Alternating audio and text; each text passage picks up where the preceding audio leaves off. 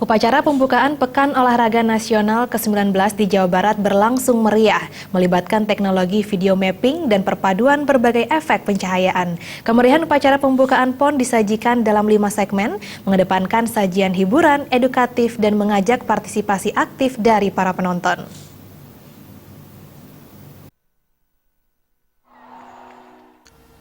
Pembukaan PON ke-19 Jawa Barat di Stadion Gelora Bandung Lautan Api diawali pertunjukan pembuka yang menampilkan grup band Gigi.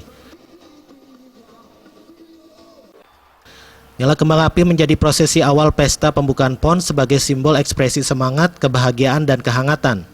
Setelah nyala kembang api, 1001 rampak dan defile kontingen dari 34 provinsi memasuki stadion.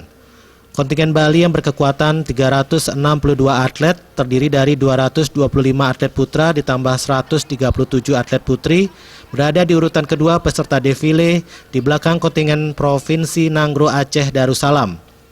Mengenakan perpaduan kain endek dan celana hitam, defile kontingen Bali dipimpin langsung Ketua Umum KONI Bali Ketut Suwandi. Pada PON kali ini Bali secara keseluruhan ambil bagian di 43 cabang olahraga.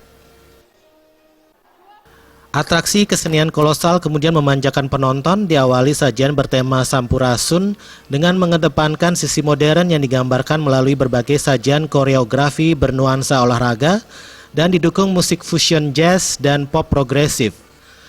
Atraksi kesenian kolosal bertema Gurilaps yang bermakna gunung, rimba, laut, pantai, dan sungai diekspresikan dalam tarian kolosal yang diiringi musik dan videografi dengan tata cahaya berwarna-warni.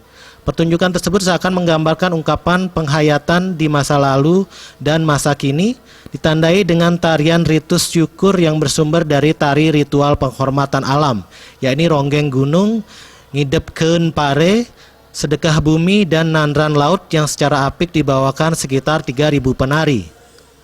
Dari Bandung, Jawa Barat, Alit Sidi dan Angga Ratana, Bali TV.